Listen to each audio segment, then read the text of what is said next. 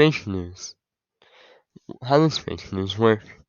Fake news, in the most simple way, is false information. It works by making people believe something that's not true and tricking them into thinking a certain way. How is fake news possible? Fake news is so possible because it spreads as if it was a disease. It goes and influences the people who are most susceptible to it. Then from there, those who learn about it spread it to others, and that's how it becomes so possible.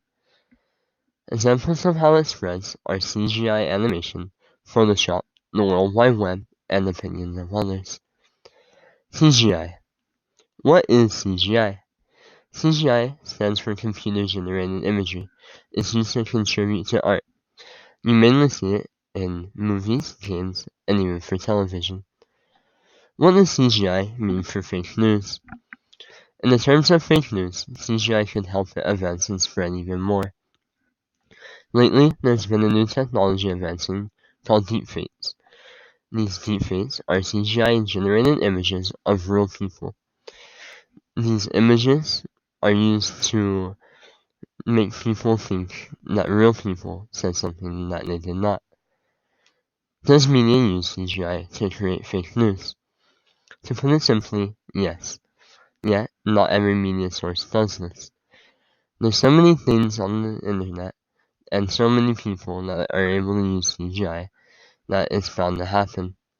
Not to mention, there's so many things that CGI can do, it makes it very easy to create fake news. Next up on our list, we have Photoshop.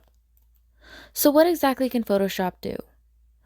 Photoshop can change body types, create unrealistic backgrounds, change where you are, and create fantasies.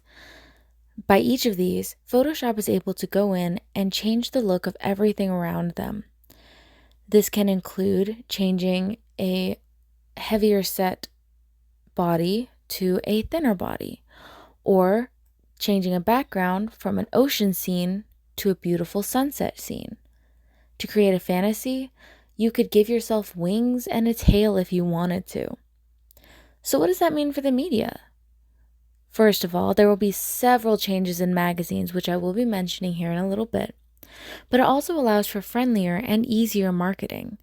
This is due to the fact that Photoshop can help change what people look like and where they are in order to make it more appealing to their audiences. So, going back to magazines, what does it mean for them? For magazines, it allows them an easier layout as they can create different pages for everything. It makes it easier to create something memorable as they can add different effects to each page to make them different. And there are more colors and more picture options. You can move around where pictures are, what gets to be duplicated, and where your words are going to be. But then comes the next problem, because there is an effect on children.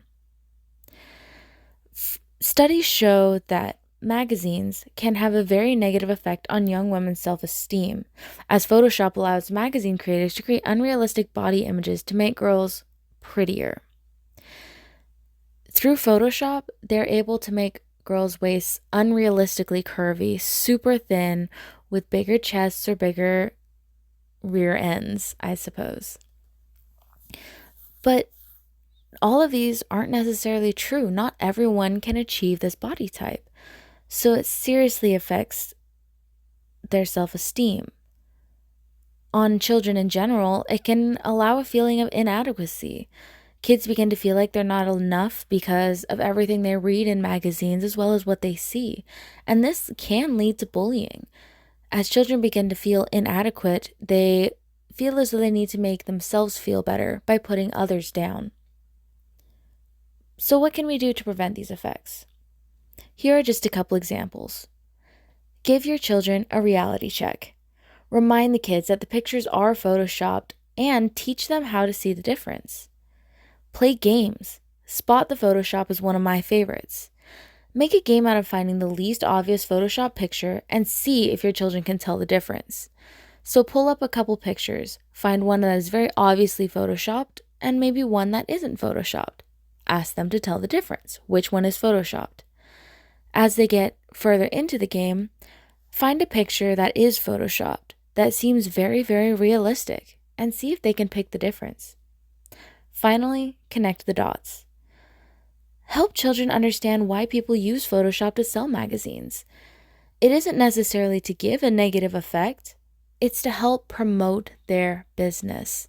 So sitting your child down, sitting your kids down, talking to them about what the real reason people use Photoshop is, and allow them to understand how it helps companies sell magazines. The World Wide Web. www. As we all know it. What is the World Wide Web? Created in 1994 by Tim Berners-Lee, the World Wide Web was created to allow others to look up information from anywhere in the world. This could be from here in the United States all the way into information in Russia. Fortunately, for those sites that are in a different language, there is Google Translate. Thank goodness for that, or I would never understand. Fun fact, the World Wide Web became just a thought in 1979. Not even I realized it was that short of a time ago. It's amazing how fast we've been changing. But that begs the question, who can write the articles? Well, let's look at then versus now. Then, the news on the web was written by owners of informational sites, news reporters, and world leaders. They controlled what was written, when it was written, and how it was written, and oftentimes there were several layers of editing to go through with it. But now, anyone can write an article. You want to create a web page? Go ahead, create one. Write whatever you want. News? You can write whatever you want because of social media. So, how can I tell what's real? In order to sift through all the information, you need to start asking questions. Check your article sources and check the article's authors. Make sure that each source is credible and each author knows what they're talking about and is a reputable author. So, how do I do that? What questions can I ask? Well, there is a 6-step rule. First step, authority. Is the information reliable? Is it clear who's responsible for the contents of the page? Essentially, are you able to find an author and are they reputable? Number 2, accuracy. Are other sources listed to be checked by others for credibility? If someone writes an article, more than likely, there are also other sources, be them from book sources, magazines, newspapers, etc. So make sure you can also check that information that they have a credibility page. Objectivity. Is there a bias? Is there a description of goals for the organization? Bias can cause a huge gap in what is real and what is fake. If there is an obvious bias, maybe check and look at a couple other informations unless you're looking for people's opinions on a certain subject. Currency. Are there dates to indicate publication? If it is unknown when the date is, you don't know whether it's from today or from 20 years ago. And if you don't know, you can't be sure if it's a reliable piece of information. Coverage. Are topics addressed with clear arguments? Is there a specific topic they're looking for? And are the arguments for it clear? I couldn't walk into a room and say, I think cats are better, and leave it at that. No, I would want to go in and say, I think cats are better because they are very loving with people. They're easy to be around. They don't need constant attention, don't need constant walking. I have a clear argument, and I also have a clear statement as to why and several reasons to go with it as well. Finally, appearance. Is the site easy to navigate with updated links? Does it look cleaned up? Or is it a little bit messy? If there are things just all over the place, you never know what you're going to find. You don't know where you're going or what you're looking for, and this can lead to several problems, including trying to find out who the author is and trying to find dates. Moving on to opinions. Now, this is kind of a touchy subject because everyone has opinions. Sometimes, though, people don't want to listen to them. Unfortunately, we will anyways, as opinions are a huge part of fake news. A lot of our opinions, unfortunately, do come from political influence. Republican versus Democrat, one versus the other, who will win out over the other? Well, let's go ahead and take a look at both of them, because each of them is very, very similar. Republican views in the news. Very conservative, they're looking for a more capitalist mindset, and they're obvious who they promote for candidates. If you earn it, you keep it. Their candidates are pushed, and they mostly listen to their arguments versus the Democratic arguments. But the Democratic views is the same idea. They're very liberal. They want to change America to include everyone, including extra benefits, and they're obvious who they promote for candidates. A chicken in every pot, so they say. But they still push their arguments over the Republicans. There is not a 50-50 for each news. So that leads us to our next point. Opinion-based news. This is when newscasters start giving their opinion or witness statements for certain events begin being biased and biased views coming from all over. If there was a robbery in a bank and a man runs out in the street, you might immediately think, oh, that's probably him. But does he have any weapons? Unfortunately, no. But lots of people can turn this around.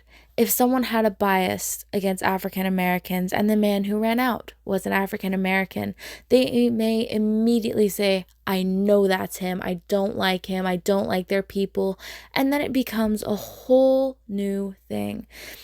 It can be turned around into something completely against what they're looking for. And it can change people's perspectives. What do these things do to the media? Faking the news. Faking the news is a problem that's been happening for a long time and will continue to happen. Every day, it's becoming easier and easier to fake the news. Bad news reports. Of course, there are news reports that are bad as well. News anchors and broadcasters can be biased and cause confusion with what people think they should believe. In conclusion, there are many things that causes the trust in media to be at an all-time low. The only way to avoid being misled is to be informed. How to avoid fake news. Avoiding fake news is something that's hard to do. Fake news is everywhere, and it can be almost impossible to avoid. To successfully avoid it, we have to do research on what we hear and make sure what we hear is right. We have to remember to ask questions and do research when looking for information. You never know where fake news is hidden, so check your facts.